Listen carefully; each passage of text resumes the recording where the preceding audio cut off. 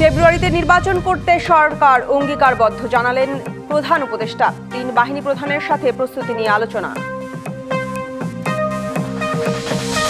গণভোট আয়োজনে অন্তর্বর্তী সরকারের আইনগত ভিত্তি নেই। ফেব্রুয়ারি ৯ জানুয়ারিতেই জাতীয় নির্বাচন হওয়া উচিত বললেন শাহদিন মালিক।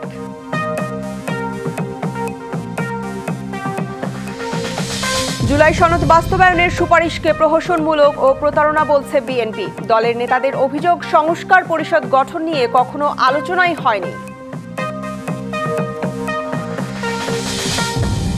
দুই ভাইয়ের অপকর্মে ডুবছে কুষ্টিয়ার স্বাস্থ্য বিভাগ। তাদের কুকীর্তির বিস্তারিত বেরিয়ে এসেছে দুদক ও স্বাস্থ্য অধিদপ্তরের তদন্তে। যুক্তরাজ্যের কেমব্রিজশায়ারে ট্রেনে ছুরি হামলায় আহত ১০ জন হাসপাতালে। ৯ জনের অবস্থা আশঙ্কাজনক, ২ জনকে আটক করেছে পুলিশ।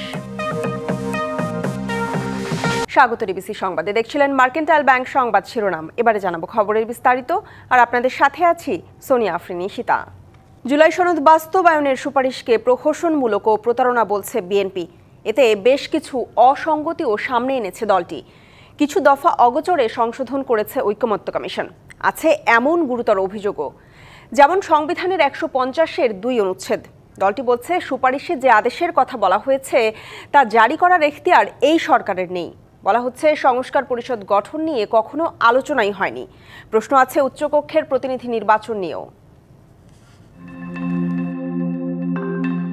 জুলাই সনদ সইকে ঐতিহাসিক বললেও এর বাস্তবায়ন নিয়ে ঐকমত্য কমিশনের দেয়া সুপারিশের অনেকগুলো বিষয় মানতে পারছে না বিএনপি। কারণ হিসেবে এর নানা অসঙ্গতি সামনে এনেছে দলটি।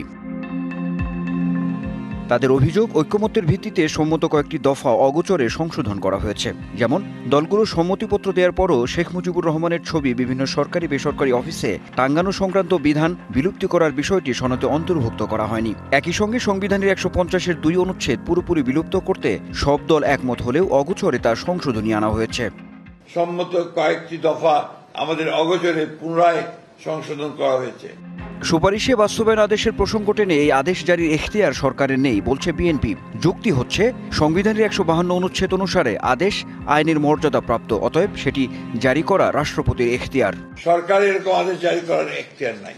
সংবিধান সংশ্লিষ্ট তফসিল ১-এ বর্ণিত ৪৮টি দফার উপরে গণভোট হবে, কিন্তু এই সব দফার বিপরীতে দলগুলোর মতামত, ভিন্ন মত বা নোট অফ ডিসেন্ট উল্লেখ করা হয়নি। অর্থাৎ কমিশনের প্রস্তাব ও সুপারিশ একতরফা ও চাপিয়ে দেওয়ার অভিযোগ বিএনপির। ঐকমত্য কমিশনের প্রস্তাব এবং সুপারিশ একপেশে ও জবরদস্তিমূলক জাতির উপর চাপিয়ে দেওয়ার চেষ্টা করা হয়েছে। অন্যদিকে সংবিধান সংস্কার পরিষদ গঠনের বিষয়টি ঐকমত্য কমিশনের এজেন্ডাভুক্ত ছিল না জানাচ্ছে বিএনপি। একই সঙ্গে নির্বাচন কমিশন সাংবিধানিকভাবে জাতীয় সংসদ এবং রাষ্ট্রপতি নির্বাচন করতে পারলেও এই পরিষদ গঠনের লক্ষ্যে নির্বাচনের দায়িত্বপ্রাপ্ত নয় নির্বাচন কমিশন, এমনটাও বলছে দলটি। আবার বিকল্প হিসেবে ২৭০ দিন বা ৯ মাসের মধ্যে ওই পরিষদ সংস্কার করতে ব্যর্থ হলে স্বয়ংক্রিয়ভাবে প্রস্তাবগুলো সংবিধানে অন্তর্ভুক্ত হওয়ার যে বিধান সুপারিশে আনা হয়েছে তা অযৌক্তিক দাবি বিএনপির। তাদের তথ্য, সংসদে যে কোনো বিল রাষ্ট্রপতির অনুমোদন প্রাপ্তির পরেই কেবল আইনে পরিণত হয়। স্বয়ংক্রিয়ভাবে সংবিধানে অন্তর্ভুক্ত হবে, যা সম্পূর্ণ অযৌক্তিক, উদ্দেশ্য প্রণোদিত ও হাস্যকর। সুপারিশে আছে, নিম্নকক্ষের প্রাপ্ত ভোটের আনুপাতিক হারে আসনের মধ্য দিয়ে উচ্চকক্ষ গঠিত হবে। এরকম কোনো সিদ্ধান্ত আগের বৈঠকে হয়নি বলছে বিএনপি। যেটি হয়েছে তা হলো উচ্চকক্ষ হবে ১০০ সদস্যের। তবে কোন পদ্ধতিতে তারা নির্বাচিত হবেন তা নিয়ে বৈঠকে কোনো সিদ্ধান্ত আসেনি। হঠাৎ করে নিয়ে এসে সুপারিশ দেয়া এবং জাতিকে বিভ্রান্ত করা, এখানে অনৈক্য সৃষ্টি করা, বিভক্ত করা তো জাতীয় ঐকমত্য কমিশনের কর্ম হতে পারে না। গত ১৭ অক্টোবর জাতীয় সংসদের দক্ষিণ প্লাজার অনুষ্ঠানে প্রণীত জুলাই সনদের অঙ্গীকারনামায় সই করলেও সনদের চূড়ান্ত কপি সামনে উপস্থাপন করা হয়নি বলে অভিযোগ আছে বিএনপির। ডান পাশের সমস্ত মতামত ওমিট করে গিয়েছে, বাদ দিয়ে দিয়েছে। জুলাই সনদ বাস্তবায়ন নিয়ে এতগুলো অসঙ্গতি তুলে ধরার পাশাপাশি গণভোট নির্বাচনের আগে হওয়ার কোনো সুযোগ নেই উল্লেখ করে নির্বাচনের দিনে গণভোট হওয়াকেই যৌক্তিক বলছে BNP. Anwar Hossain, DBC news, Dhaka. দুই ভাই, হোসেন ইমাম ও হাসান ইমাম। একজন কুষ্টিয়া জেনারেল হাসপাতালের আবাসিক মেডিকেল কর্মকর্তা, অন্যজন ইউনিয়ন স্বাস্থ্য কমপ্লেক্সের উপকারী কমিউনিটি মেডিকেল কর্মকর্তা। আপন ভাইদের অপকর্মে ডুবছে সেখানকার স্বাস্থ্য বিভাগ। সার্জন না হলেও হর হামেশাই অস্ত্রোপচার করেন তারা। সবশেষ সিভিল সার্জন অফিসের প্রশ্ন ফাঁস করে লাখ লাখ টাকায় বিক্রি করে আলোচনায় দুই সহোদর। তাদের অপকর্মের বিস্তারিত বেরিয়ে এসেছে দুদক ও স্বাস্থ্য অধিদপ্তরের তদন্তে। নিয়ামুল হকের ক্যামেরায় কুষ্টিয়া প্রতিনিধি সাজ্জাদ হোসেনের অনুসন্ধান। 24শে অক্টোবর কুষ্টিয়া সিভিল সার্জন অফিসের অধীন 115টি পদে নিয়োগ পরীক্ষা হয়। এর আগের রাতে নিয়োগ কমিটির 3 সদস্যকে অর্থ দিয়ে ম্যানেজ করে প্রশ্ন বাগিয়ে নেন জেলা জেনারেল হাসপাতালের আরএমও হোসেন ইমাম ও তার ভাই মেডিকেল অফিসার হাসান ইমাম। এরপর নিজেদের মালিকানাধীন নিউ সান ডায়াগনস্টিক সেন্টার ও বাড়িতে নিয়ে যান পরীক্ষার্থীদের। জনপ্রতি 13 থেকে 16 লাখ টাকা নিয়ে গোপনে প্রস্তুতির ব্যবস্থা করেন। তবে শেষ পর্যন্ত তা আর গোপন থাকেনি। সাংবাদিকদের সক্রিয়তায় বেরিয়ে আসে থলের বিলাল। জব্দ করা হয় হোসেন ইমামের বাড়ির সিসিটিভি ফুটেজ। শুরু হয় আন্দোলন। দুদক ও স্বাস্থ্য অধিদপ্তরের তদন্তে বেরিয়ে এসেছে তাদের অপকর্ম। আমাদের কাছে প্রাথমিকভাবে প্রতিমান হয়েছে যে হ্যাঁ, এখানে প্রশ্নপত্র ফাঁস হয়েছে এবং এর সাথে কিছু কতিপয় অসাধু কর্মকর্তা কর্মচারী বিভিন্ন পর্যায়ে জড়িত থাকতে পারে। বিতর্কিত যে বাড়ি, সে বাড়ি থেকে আমরা তাদের যে সিসিটিভি ক্যামেরা, সেই ফুটেজ সংগ্রহ করেছি। চিকিৎসা কর্মকর্তা বলেছেন যে ওনার বিষয়টা আমরা দেখব এবং একই সাথে আরেকজন ওনার ওই চিকিৎসা কর্মকর্তার সম্ভবত আত্মীয় আরেকজন এটার সাথে সম্পৃক্ত। আমরা ওনার কতটুকু সম্পৃক্ততা আছে আমরা একটু যাচাই করব। দ্রুত পরীক্ষা বাতিল ও অভিযুক্তদের পদ থেকে অপসারণ চান আন্দোলনকারীরা। এদিকে তদন্ত কমিটির জেরার পর হোসেন ইমাম মোটরসাইকেলে পালিয়ে যাওয়ার চেষ্টা করলে তাকে মারধর করে জনতা। বিভিন্ন শিক্ষার্থীদেরকে সেসব ক্যাম্পে নিয়ে গিয়ে তারপরে তাদেরকে প্রশ্নপত্র দিয়েছে এবং এক সেট প্রশ্নপত্রের উত্তরপত্র আমরা পেয়েছি। এই উত্তরপত্রটা মূলত ওখান থেকেই। অতি সত্বর বিভাগীয় তদন্তের মাধ্যমেই তাদেরকে আইনের আওতায় নিয়ে আসতে হবে। এছাড়া 2020 সালের 9 মার্চ সিজার অপারেশনের সময় ভুলে নারী কাটায় অতিরিক্ত রক্তক্ষরণে মারা যান গৃহবধূ ফাতেমা। মামলা হলে গ্রেপ্তার হন হাসান ইমাম। বরখাস্ত হন চাকরি থেকে। পরে টাকার বিনিময়ে মামলা আপোষ করলে চলতি বছর ফিরে পান চাকরি। সিজার করতে যাই মারা গেছে, নারী কাটি ফেলা দিয়েছিল। যে অপারেশন করবি সে হলে খুব ছিল, ডাক্তার হলে তো আমার মেয়ে তো মরেই যায় না। হোসেন ইমাম উনি সিজার করার কথা ছিল, কিন্তু উনি না করে ওনার আর এক ভাই নাকি সিজার করছিল। এখানেই প্রবলেম। সিভিল সার্জন অফিস ও জেনারেল হাসপাতাল থেকে জানা গেছে ডাক্তার হোসেন ইমাম এমবিবিএস পাশ করে বিসিএস দিয়ে চাকরিতে প্রবেশ করেন। এরপর আর ডিগ্রি নেননি। তবে রোগীদের কাছে তিনি অর্থোপেডিক সার্জন সহ নানা বিশেষজ্ঞ পরিচয় দেন। তার ভুল চিকিৎসায় অঙ্গ হারিয়ে ও চিকিৎসার পেছনে অর্থ খরচ করে নিঃস্ব অনেক পরিবার। প্রথম অপারেশন করলো, ইনফেকশন হলো, পরে আবার অপারেশন করলো, সেম হলো, তারপর আবার করলো, আবারও সেম ইনফেকশন হলো। অপারেশন করছিল, করার পরে বললো যে ঠিক আছে চলে যাও। সপ্তাহখানেক পরের থেকে দেখি ইনফেকশন শুরু হয়ে গেছে।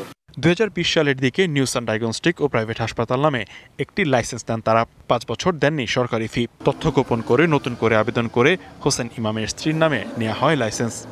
মালিক তো ক্লিনিকের হোসেন ইমাম, ওই ভাড়া দিয়েছিল ডাক্তার হোসেন ইমাম। দুই ভাইয়ের বিরুদ্ধে অভিযোগের তদন্ত চলার কথা জানান সিভিল সার্জন।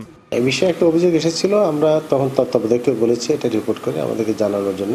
আজকে যদি মূল আসামিরা যদি ধরাছোঁয়ার বাইরে থেকে যায়, তাহলে কালকে একই ঘটনা ঘটবে। হোসেন ইমাম ও হাসান ইমাম একসাথে ছুটি নিয়েছেন। অভিযোগ অস্বীকার করে নিজেদের দাবি করেন নির্দোষ।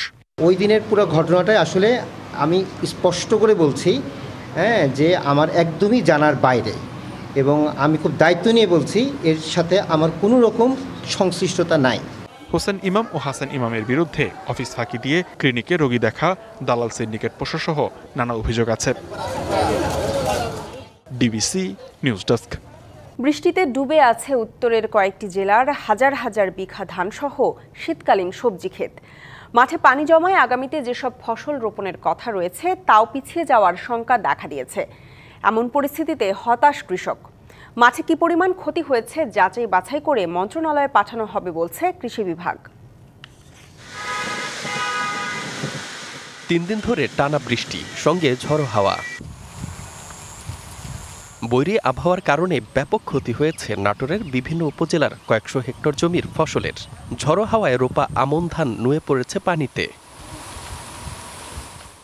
এছাড়া পেঁয়াজ ও রসুনের ক্ষেত ডুবে নষ্ট হয়েছে ফসল। সামনে যেসব ফসল রোপণের কথা রয়েছে তাও পিছিয়ে যাওয়ার সংখ্যা দেখা দিয়েছে। এমন পরিস্থিতিতে হতাশ কৃষক। আমাদের কৃষকের দুরবস্থা, এখন কৃষকেরা দিশেহারার মতো হয়েছে। তা আমাদের যে লাভের আশা করেছিলাম, লাভের আশা তো দূরে থাক, আমাদের লসের পাল্লায় পড়ে গেছি। দমকা বাতাস আর বৃষ্টিতে দিনাজপুরে মাঠে থাকা আমন ধান ও আলুর ব্যাপক ক্ষতি হয়েছে। মাঠে পানি জমে থাকায় নষ্ট হচ্ছে আলু। ফসল কাটার আগ মুহূর্তে এমন বৈরী আবহাওয়ায় দুশ্চিন্তায় কৃষক। জমে থাকা পানি বের করে দেওয়ার পরামর্শ কৃষি কর্মকর্তাদের। ধানের গাছ তো শুধু গেছে সব জায়গা, 5-6 বিঘা মাটি আমার শুধু গিয়েছে সব জায়গা। আলু তো পানি লাগিয়া আলু পচি যাবেই না আলু। সপ্তাহ পেরুলেই যে আমন ধান ঘরে তোলার কথা, ভারী বৃষ্টিতে চাঁপাইনবাবগঞ্জে ব্যাপক ক্ষতি হয়েছে সেই ফসলের। দ্রুত পানি নেমে না গেলে পচে যেতে পারে এসব ধান। সেই সাথে নষ্ট হয়েছে সরিষা, মাসকালাই, পেঁয়াজ ও রসুন সহ শীতকালীন সবজির ক্ষেত। পাকা ধান, কাঁচা ধান, আধা পাকা ধান ডুবে গেছে, কালাই ডুবছে এবং সবজি ডুবছে। বিঘায় মনে করেন 10,000 করে খরচ হয়ে গেছে অলরেডি। মোটামুটি যদি ধান না কাটতে পারি তাহলে এই ধান তো কোনো কাজে লাগবে না। কি পরিমাণ ক্ষয়ক্ষতি হয়েছে তা নিরূপণের চেষ্টা করা হচ্ছে বলে জানিয়েছে কৃষি সম্প্রসারণ অধিদপ্তর। কর্মীরা মাঠে আসলে কোনো ক্ষয়ক্ষতি হয়েছে কিনা সেই তথ্য সংগ্রহ করছে, একই সাথে কৃষকদেরকে এই বৃষ্টি পরবর্তী করণীয় বিষয়ে পরামর্শ প্রদান করা অব্যাহত রয়েছে। আমরা ক্ষয়ক্ষতির হিসাব পাওয়া মাত্র কর্তৃপক্ষকে অবহিত করব। রাতভর বৃষ্টিতে চাঁপাইনবাবগঞ্জের বড় বড় মার্কেট ও বাসা বাড়িতেও ঢুকে পড়ে পানি।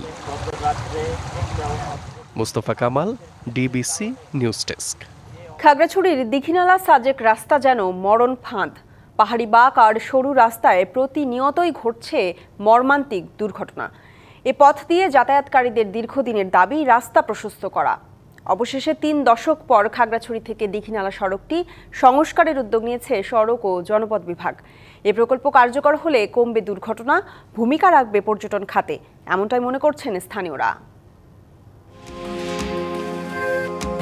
সবুজে মোড়া পাহাড় আর নীল আকাশ যেন হাতছানি দিয়ে ডাকে ভ্রমণ প্রেমীদের। পাহাড় আর মেঘের অপূর্ব এই মিলনের জন্যই সাজেককে বলা হয় দার্জিলিং খ্যাত মেঘের রাজ্য। প্রকৃতির এই অপূর্ব সৌন্দর্য উপভোগ করতে প্রতিনিয়ত হাজারো পর্যটককে খাগড়াছড়ি হয়ে সাজেক যাতায়াত করতে হয় আঁকাবাঁকা সরু পথ দিয়ে। কেবল ভ্রমণ পিপাসুরাই নয়, সরু এই পথ দিয়ে দিনরাত যাতায়াত করে পণ্যবাহী ট্রাক, পিকআপ, ফলে অহরহ ঘটছে দুর্ঘটনা। আগে রাস্তা সুতা হওয়াতে প্রায় 2টা গাড়ি শান্তি 2টা গাড়ি ঢোকে না। বাস গাড়ি হোক, ট্রাক গাড়ি হোক আসলে আমরা মনে করি কষ্ট করে বাইরে নামতে হবে না, একবারে শর্টকাট করে গাড়ির জাম বাসবে না, গাড়ি চালাতে সুবিধা হবে আর কি আমাদের। খাগড়াপুর থেকে দীঘিনালা পর্যন্ত 18 কিলোমিটার এই সড়কটি নির্মিত হয় 1980 সালে। দীর্ঘদিন ধরে স্থানীয় সচেতন মহল এই সড়ক প্রশস্তকরণের দাবি জানালেও নেওয়া হয়নি কোনো উদ্যোগ। রাস্তা বড় হলে গাড়ির যানজট এগুলো যাইতে সুবিধা, আর সাইডে যাওয়া সুবিধা হয়, আর গাড়ি ঘোড়া অ্যাক্সিডেন্ট হয় না। রাস্তা যদি বড় করে লোকজনও ভিড় হবে না, বাজার সুন্দরভাবে চলবে। আমাদের জন্য স্কুলের ছাত্রদের জন্য অনেক ভালো হবে, কারণ আমরা স্কুলে যাতায়াত করার জন্য সুবিধা হবে।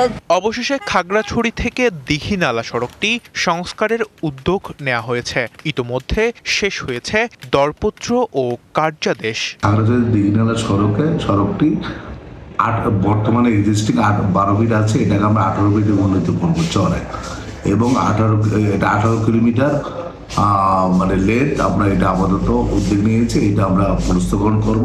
এই রাস্তা প্রশস্তকরণের ফলে কমবে দুর্ঘটনা, বাড়বে স্থানীয়দের কর্মসংস্থান, অর্থনৈতিকভাবে ভূমিকা রাখবে পর্যটন খাতে, এমনটি মনে করছেন স্থানীয়রা। DBC news desk. বিধিমালা অনুমোদনের পর নির্বাচনের জন্য প্রস্তুত রংপুরের বেগম রোকেয়া বিশ্ববিদ্যালয় ছাত্র সংসদ ব্রাকসু। নির্বাচনের রোডম্যাপ দিতে কমিশন গঠনের প্রস্তুতি চূড়ান্ত। 2-1 দিনের মধ্যেই আসবে ঘোষণা। আর 8,000 শিক্ষার্থী অপেক্ষার প্রহর গুনছে তাদের অধিকার আদায়ে সোচ্চার হবে এমন প্রতিনিধি বেছে নেয়ার। উত্তরের উচ্চশিক্ষার বাতিঘর বেগম রোকেয়া বিশ্ববিদ্যালয় 2008 সালে প্রতিষ্ঠার পর থেকেই শিক্ষার্থীরা ছাত্র সংসদের ফি দিয়ে আসলেও আইন না থাকায় হয়নি নির্বাচন। বারবার দাবির পরও তৎকালীন প্রশাসনের ভূমিকা ছিল নীরব। তবে 5ই আগস্টের পর সরকার পরিবর্তন হলে বেরোবিতে লেজুর ভিত্তিক রাজনীতি নিষিদ্ধ হয়। দাবি ওঠে ছাত্র সংসদ নির্বাচনের, শুরু হয় আন্দোলন।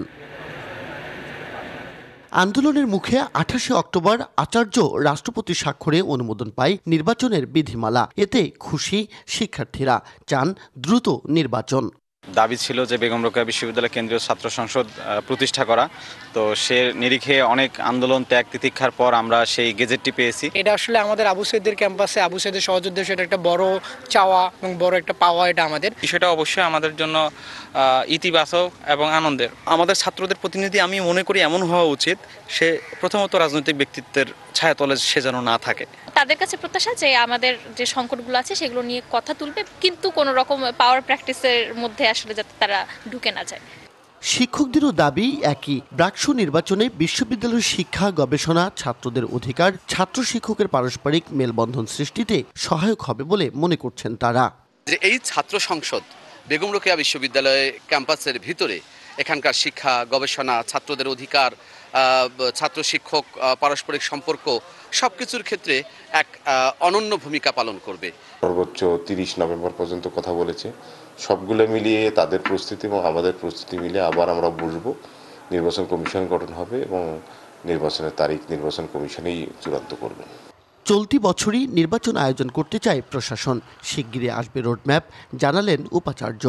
এটা করার আগে আমাদের নিজেদের মধ্যে কারা যোগ্য ভোটার তালিকা হবে, কারা ভোটার যোগ্য প্রার্থী হতে পারবে এবং অন্যান্য সকল বিষয়গুলো যাতে তারা নিরূপণ করা যায়, তারা নিজেদের মধ্যে একটা আলোচনা করে এই 2-3 দিনের মধ্যে এটা ফাইনাল ফ্রেমওয়ার্ক করে আমরা একটা নির্বাচনী ম্যাপ আমরা ঘোষণা করব আশা করি। বেগম রোকেয়া বিশ্ববিদ্যালয়ের 22 বিভাগে শিক্ষার্থী প্রায় 8000। কেন্দ্রীয় সংসদে 13টি আর হল সংসদের 9টি পদে নির্বাচন অনুষ্ঠিত হবে। মাজিদ মাসুদ, ডিবিসি নিউজ, রংপুর।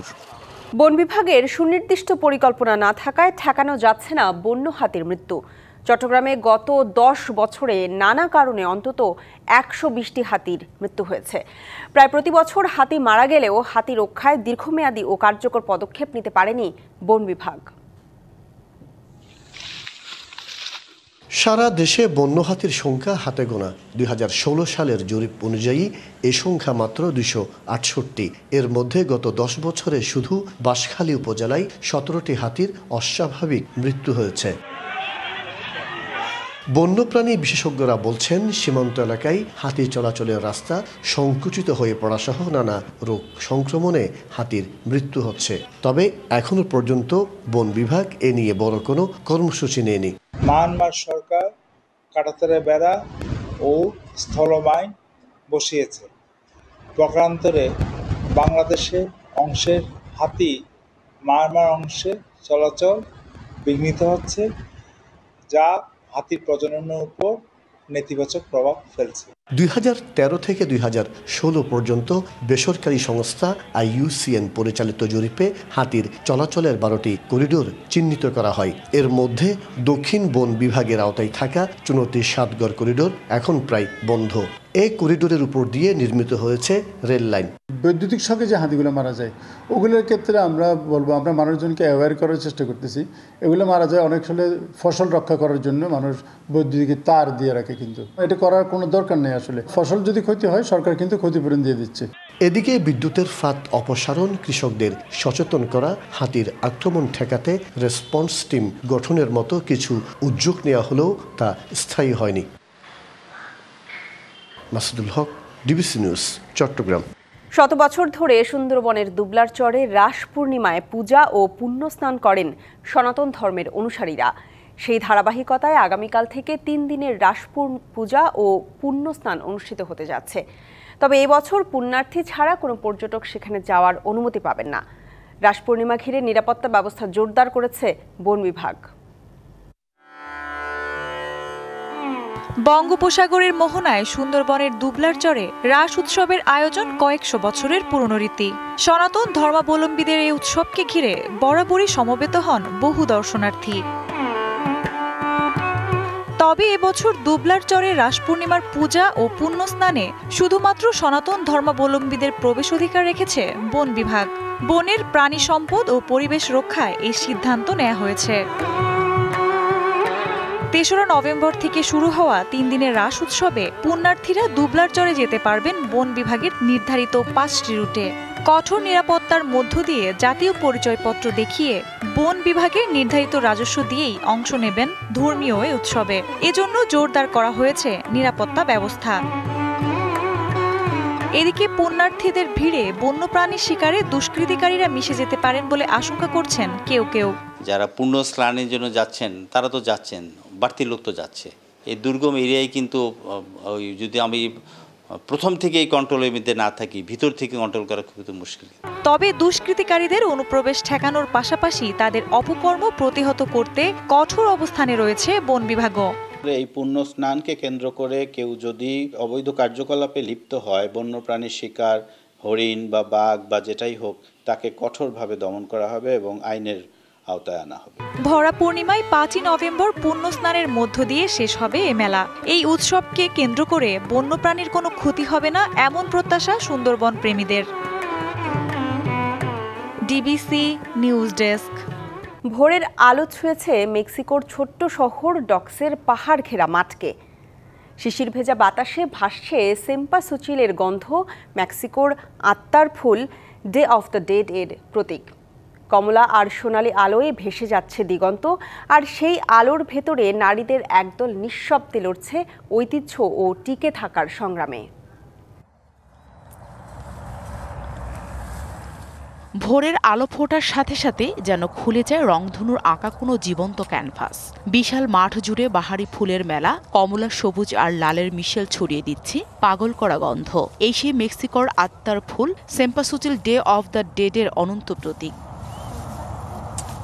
মেক্সিকোর হিদালগো রাজ্যের ছোট্ট শহর ডক্সেতে ভোরের আলো ফুটতেই জেনেভেভা পেরেজ হাঁটছেন গাঁদা ফুলের শাড়ির ভেতর দিয়ে।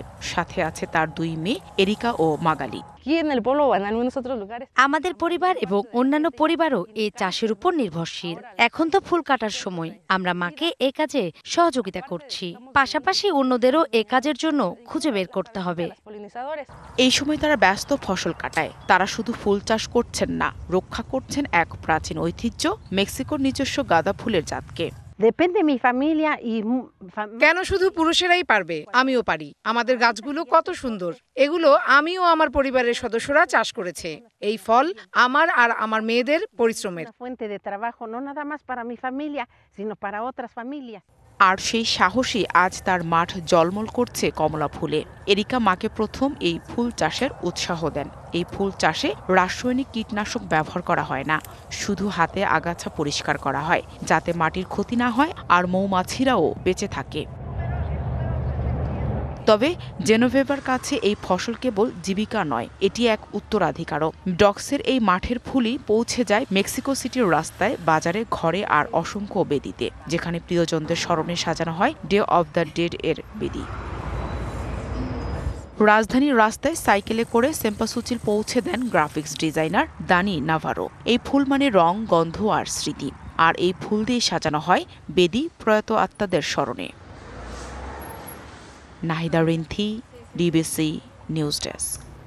ফেব্রুয়ারিতে ত্রয়োদশ জাতীয় সংসদ নির্বাচন। সারা দেশ প্রস্তুত হচ্ছে একটি অবাধ, সুষ্ঠু ও গ্রহণযোগ্য নির্বাচনের জন্য। কি ভাবছেন সাধারণ মানুষ থেকে শুরু করে আগামীর জনপ্রতিনিধিরা, সে কথা জানাতে ডিবিসি নিউজের ইলেকশন এক্সপ্রেস ছুটে যাচ্ছে সব সংসদীয় আসনে। এখন রয়েছে সংসদীয় আসন 91, মাগুরা 1-এ।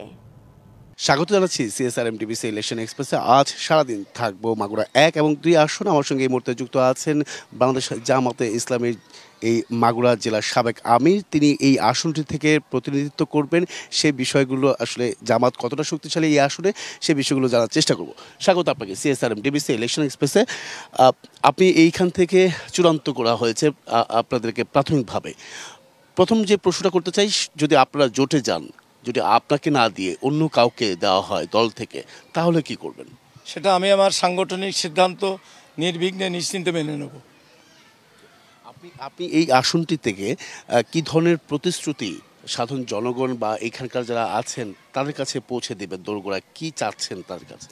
আমি মাগুরা 1 আসনের আমার যে সমস্ত জনসাধারণ আছে, নারী, পুরুষ, আবাল, বৃদ্ধ, বনিতা, মুসলিম, অমুসলিম, সবার জন্যে আমি তাদের জীবনের নিরাপত্তা আমি দান করব। এখানে যে বেকারত্বের অভিশাপ এই বেকারত্বের অভিশাপ থেকে আমি তাদেরকে মুক্ত করব। আমি এখানে যে মাদক ছেয়ে গেছে এই মাদক থেকে আমি মাগুরাবাসীকে আমি মুক্ত করব। আমি স্বাস্থ্যসেবা দেওয়ার ব্যাপারে আমি নিশ্চিত করব। আমাদের মাগুরা শহরে একটি চমৎকার হাসপাতাল আছে, কিন্তু সেখানে যেভাবে সেবা পাওয়া দরকার প্রত্যেকটা ইউনিয়নে কমিউনিটি সেন্টার আছে, এগুলোকে আমি উন্নতি পর্যায়ে নিয়ে যাব এবং স্বাস্থ্যসেবাকে আমি ঘরে ঘরে পৌঁছে দেওয়ার জন্যে আমি আপ্রাণ চেষ্টা করব। সেক্ষেত্রে এখানে বিএনপি রয়েছে, আরও অন্যান্য দল রয়েছে। বিএনপি শক্তিশালী দল, আপনাদের কতটা চ্যালেঞ্জ হতে পারে বলে মনে করছেন? আমি মনে করি মানুষ নতুন কিছু চায়। তারা পুরানো এই 54 বছর ধরে বাংলাদেশ স্বাধীন হয়েছে, যে সমস্ত দল এদের শাসন করেছে তাদেরকে আবার জনগণ ভোট দেবে বলে আমার কাছে মনে হয় না। আমরা নতুন একটা ধারা, আমরা একটা জামাত ইসলামী একটা মানুষের কাছে একটা আস্থার ঠিকানা।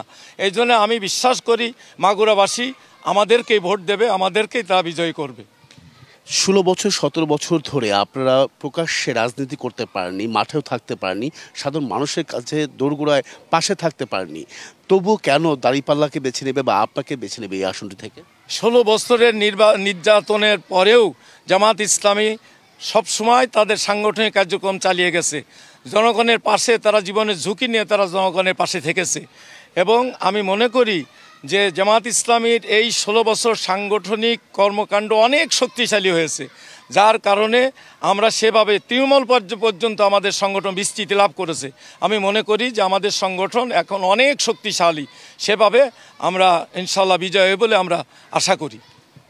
মা বোনরা সবসময় বলে থাকেন যে দাঁড়িপাল্লা ক্ষমতা আসলে কিংবা আপনারা শাসনামূল চলতে থাকলে তাহলে তাদের স্বাধীনতা ক্ষুণ্ণ হবে, তারা ঘর থেকে বের হতে পারবে না, তাদের কাজকর্ম নিয়ে তারা একটা বিপাকে পড়বেন। সেই যে ভুল ধারণা সেটাকে আসলে কিভাবে? আমরা যেহেতু একটা আদর্শ ধারণ করি, সে আদর্শ নারীদের অত্যন্ত চমৎকার অধিকার দিয়েছে এবং তারা ইসলাম যদি বিজয় হয়, আমরা যদি ক্ষমতায় যেতে পারি, তাহলে নারী তার ন্যায্য অধিকার সে ফিরে পাবে। যৌতুকের যে বোঝা তাদের উপরে চেপে আছে, যৌতুকের বোঝা, আর যৌতুক কোনো নারীর বিয়ের জন্য যৌতুক দেওয়া লাগবে না, দেড়মোহরের অধিকার তারা ফিরে পাবে এবং তারা লেখাপড়া চাকরি বাকরি সব দিক দিয়ে তারা সম অধিকার পাবে। সেক্ষেত্রে সনাতন ধর্মাবলম্বীরা যারা আছেন তাদের যে ভোটগুলো আছে সেই ভোটগুলো আসলে কিভাবে জামাত পাবে? আমরা আশা করি সনাতন ধর্মাবলম্বী যে সমস্ত ভাই বোনরা আছেন তারা জামাত ইসলামের প্রতি তাদের একটা আস্থা সৃষ্টি হয়েছে, যেহেতু তারা নতুন কিছু দেখতে চান এবং জামাত ইসলামী এখানে যে যদি তারা ক্ষমতায় যেতে পারে, আমরা যদি এমপি হতে পারি, তাহলে আমরা তাদের শাসক হব না, আমরা তাদের সেবা দেব, তাদের জীবনের নিরাপত্তা। নিশ্চয়তা তো আপনারা এর আগে তো কাজ করেননি তাদের জন্য, এই জন্য তাদেরকে আমরা বলেছি, একটা বার্তা দিয়েছি, আপনারা তো আমাদেরকে আমাদের সংস্পর্শে আপনার আসার সুযোগ পাননি, একটিবার আপনারা আমাদেরকে সুযোগ দেন। তারা আমাদের কথাটা আস্থায় নিয়েছে। বিএনপি সবসময় অভিযোগ আকারে বলে আপনাদের নিয়ে, সেটা হচ্ছে যে আপনাদের কর্মীরাই আপনাদের ভোটার, তাহলে আপনারা কিভাবে নিশ্চিত হচ্ছেন যে আপনারা এই আসনটি থেকে আপনি জয়ী হতে? জনগণের ভিতর বিপুল সাড়া জেগেছে, আমাদের কর্মী সহ জনগণ নারী পুরুষ ব্যাপকভাবে তারা জামাত ইসলামী দাঁড়িপাল্লাকে ভোট দেওয়ার ব্যাপারে তারা ব্যাপক উৎসাহ আমরা লক্ষ্য করেছি, তারা নতুন কিছু চায়।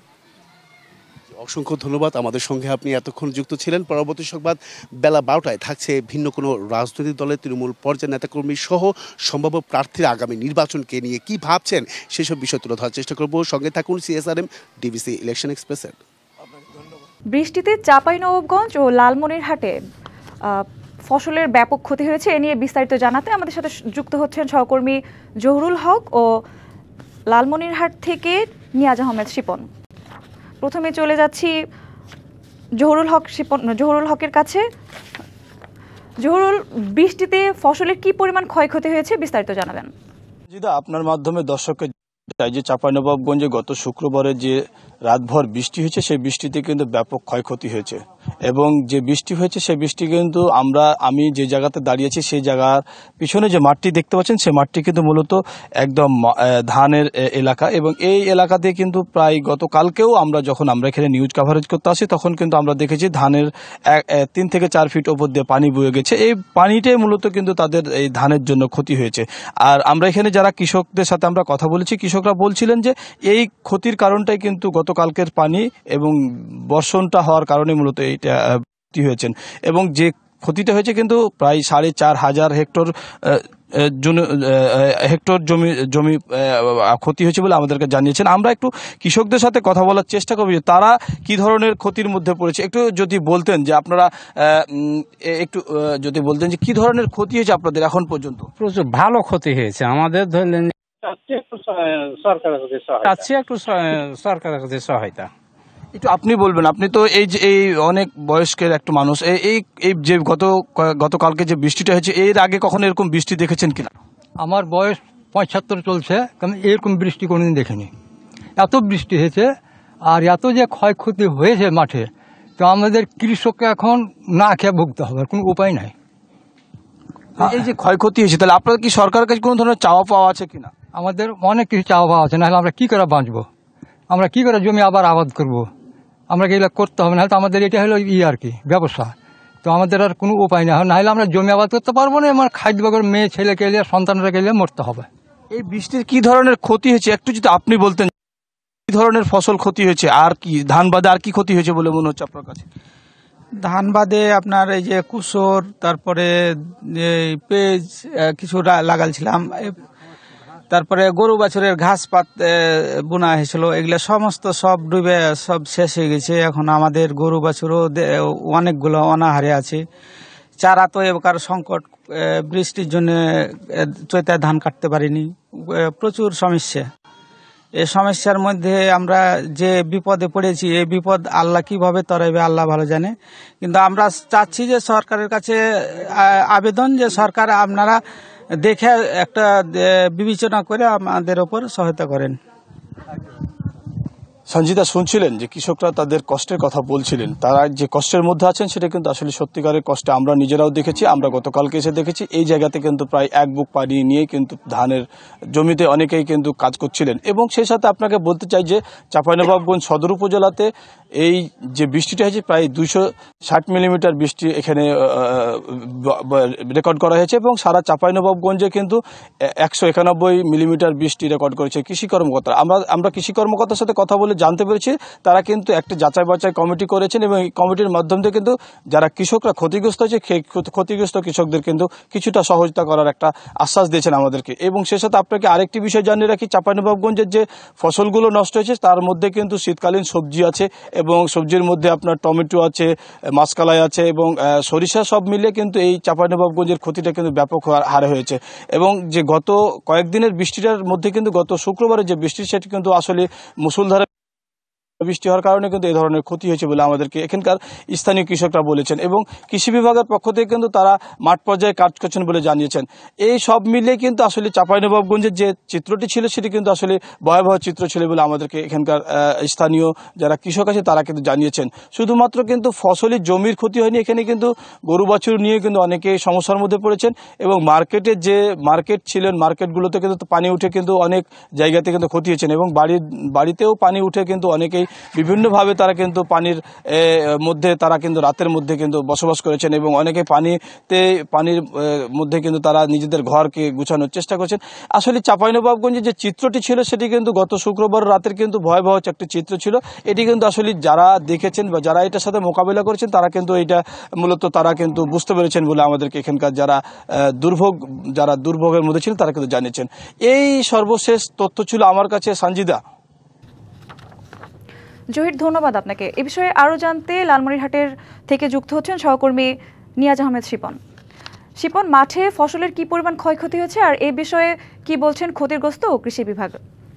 সঞ্জিদা, আমি প্রথমে আপনাকে একটি তথ্য দেই যে লালমনিরহাটের 5টি উপজেলা দিয়েই কিন্তু 156 মিলিমিটার কিন্তু বৃষ্টি হয়েছে গত 3 দিন ধরে। এই বৃষ্টির কারণে বৃষ্টির সঙ্গে কিন্তু বাতাসও হয়েছে। এই বাতাসের কারণে বিশেষ করে আমি যেখানে রয়েছি আমি একটু পাশে দেখাই, এই 5টি উপজেলায় কিন্তু ধান এক কথায় নুয়ে গেছে। নুয়ে যাওয়ার কারণে এখানকার কৃষক যারা আছেন তারা কিন্তু বিশাল ক্ষতির মুখে পড়েছেন, এবং কৃষি বিভাগের কাছে তারা কিন্তু সবসময় সহায়তার জন্য যাচ্ছেন, কিন্তু তাদের যে কৃষক যারা আছেন তারা অভিযোগ করছে যে কৃষি বিভাগের থেকে কিন্তু কোনো রকম তারা সহযোগিতা পাচ্ছেন না।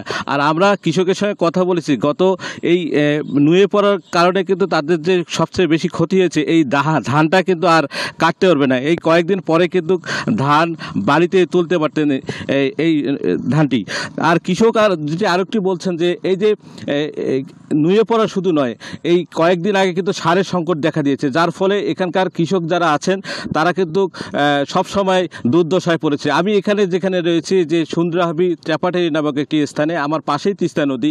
আমি একজনের কাছে জানতে চাবো, আসলে একজন কৃষক রয়েছেন, আপনারা আসলে এই যে নুয়ে পড়েছে আপনারা কেমন আবাদ করেছেন এবং কী ধরনের ক্ষতির মুখে পড়তে পারে? 3-4 দিন থেকেই ঘন বৃষ্টি আবহাওয়ার কারণে ধান শুয়ে পড়ছে। এর আগে কারেন্ট পোকার জন্য আমরা কীটনাশক ঠিক মতো পাই না। কীটনাশক যদি দেওয়ার পর এখন আবহাওয়ার কারণে ধান তামান পড়ে গেছে ক্ষেতের মধ্যে, পরিযায় ধান সম্পূর্ণ ধ্বংস। কৃষক অফিসের তো এখানে আসে না, দেখেও না। আবার পাশে এপাশ ওপাশ যে রবি শস্য আবাদ হবে, এখনই সারের সংকট, সার পাওয়া যাচ্ছে না। হ্যাঁ, এখন এইটা নিয়ে আমরা খুব দুশ্চিন্তিত আছি। এইটা নিয়ে খুব দুশ্চিন্তিত। এখন আমরা কী করবো? সরকার দেখে না, সরকার খোঁজও নেয় না। কি করব আমরা আমাদের নিজের এই যে ধানের ক্ষেত, আমার নিজেরই ব্যক্তিগতভাবে 4-5 জন মাটি ধান এখন শেষ হয়েছে। কারেন্ট পোকা, এক বিষয়ে কারেন্ট পোকা, এক পাশে দুর্যোগের কারণে শেষ। পার্শ্ববর্তী এলাকা আমার সাথে যে জমিগুলি আছে সম্পূর্ণগুলি শুয়ে পড়ছে। এই একই অবস্থা। ধান বাদে আর কি আবাদ করেছেন? আমি ধান বাদে অন্য যে ফসল আবাদ করি, তো এখন তো কীটনাশক সারেই নাই, করবো কীভাবে? তাতে আকাশে দুর্যোগ, আর দুর্যোগের কারণে এখন তো শুকনো কাদা পানি জমি আছে। এখন পানি না শুকে পর্যন্ত পরিকল্পনা নিচ্ছি না। এই সার সংকট, কী ধরনের ক্ষতি হতে পারে? ক্ষতি ভালো, মোটামুটি ভালো ক্ষতি হয়েছে। শান্তিদা শুনছিলেন, আসলে আমি লালমনিরহাটের 5টি উপজেলায় কিন্তু কয়েকদিন থেকে এই যে বৃষ্টির মধ্যেই আমরা কাজ করছিলাম, এবং কৃষকের যেটি আক্ষেপ যে তারা বলছে যে এই যে কৃষি বিভাগকে সবসময় দায়ী করে। তারা বলে যে এই যে এরা যে ক্ষতির মুখে পড়ে, এই কৃষকদের কিন্তু পাশে তারা এই কৃষি বিভাগ দাঁড়ায় না। এবং আমরা যেটি দেখেছি যে এই যে কৃষি বিভাগের তথ্য মতে 156 হেক্টর কিন্তু জমি, এই 1056 হেক্টর কিন্তু জমি তারা কিন্তু আবাদ করেছে, এবং তারা কিন্তু এই ক্ষতির মুখে পড়েছে। তাদের কিন্তু তাদের পাশে যদি এখন কৃষি বিভাগ না দাঁড়ায়, তাহলে কিন্তু এই কৃষকরা অনেক ক্ষতির মুখে পড়বে। আর আরেকটি বিষয় আমি বলি যে আমার পাশে কিন্তু তিস্তা নদী, এই তিস্তা নদীর সবচেয়ে যেটি হয়েছে এবার পেঁয়াজ, আলু সহ বিভিন্ন সবুজ ফসল কিন্তু আবাদ করেছিল। এই তিস্তায় কিন্তু এই হঠাৎ করে কিছুটা পানি বৃদ্ধি হয়েছে, যার ফলে এই তিস্তার যে তীরে যে আবাদগুলো করে থাকে কৃষকরা, সেই কৃষকরা কিন্তু ক্ষতির মুখে পড়েছেন। এবং সবচেয়ে বেশি ক্ষতি হয়েছে পেঁয়াজ এবং রসুনের। এবং পাশাপাশি আমরা দেখেছি যে এই বালুচরে কিন্তু আলুর আবাদ করে থাকে, এই আলু কিন্তু তলিয়ে গিয়েছে এবং এই আলুগুলো কিন্তু পচে গিয়েছে। তবে কৃষকরা বলছেন যে যদি এই যে এভাবে যদি সবসময় ক্ষতির মুখে পড়ে, তাহলে যে দেশের যে অর্থনীতি সেটি কিন্তু প্রভাব পড়বে। তাই সরকারের প্রতি কিন্তু সবসময় তারা প্রত্যাশা করছে যে এই কৃষকের পাশে যেন অন্তর্বর্তী সরকার এবং যেই নির্বাচিত সরকার আসুক না কেন তাদের পাশে দাঁড়ায়। সঞ্জিতা, এই ছিল আমার হাতে এইখানকার সর্বশেষ। শিপন, ধন্যবাদ আপনাকে। চলতি মাসের শেষেই দেশে ফিরবেন বিএনপির ভারপ্রাপ্ত চেয়ারম্যান তারেক রহমান। একথা জানিয়েছেন বিএনপি চেয়ারপারসন বেগম খালেদা জিয়ার উপদেষ্টা এম এ মালিক। শনিবার সিলেটের দক্ষিণ সুরমা এলাকায় বিএনপির গণসমাবেশ ও মিছিলে যোগ দিয়ে একথা জানান তিনি। এ সময় জাতীয় নির্বাচনের আগে গণভোটের কোনো বাস্তব সুযোগ নেই বলেও মন্তব্য করেন এম এ মালিক। তারেক রহমান ঘোষিত 31 দফা বাস্তবায়নের লক্ষ্যে দক্ষিণ সুরমা, ফেঞ্চুগঞ্জ ও বালাগঞ্জ বিএনপি ও এর অঙ্গ সহযোগী সংগঠনের উদ্যোগে এ সমাবেশ হয়। ফেব্রুয়ারি নির্বাচন বানচাল করতে একটি গোষ্ঠী ষড়যন্ত্র করছে। শাহজালাল এয়ারপোর্টের আগুন সেই ষড়যন্ত্রের অংশ বলে মন্তব্য করেছেন শরীয়তপুর 3 আসনে বিএনপির মনোনয়ন প্রত্যাশী মিয়া নুরউদ্দিন আহমেদ অপু। আসন্ন জাতীয় সংসদ নির্বাচনকে সামনে রেখে শরীয়তপুর 3 আসনে গণসংযোগের সময় কথা বলেন তিনি। নুরউদ্দিন আহমেদ অপু আরও বলেন, দেশ বিদেশ থেকে নির্বাচন বানচালের ষড়যন্ত্র হচ্ছে, তবে যত ষড়যন্ত্রই হোক ফেব্রুয়ারির নির্বাচন ঠেকানো যাবে না।